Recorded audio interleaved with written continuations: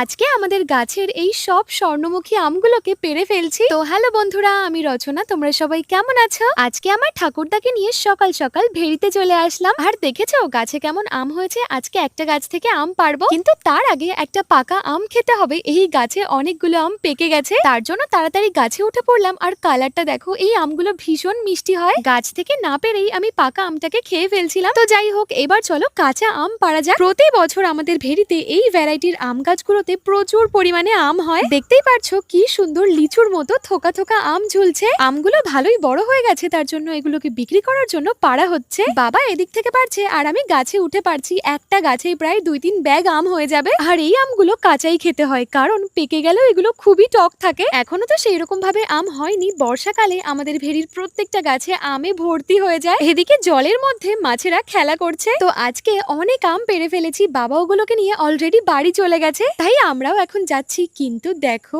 এটা কে, তোমরা কমেন্টে জানিও কিন্তু। তো আজকে এই পর্যন্তই। কেমন লাগলো জানিও। দেখা হচ্ছে পরবর্তী ভিডিওতে। টাটা।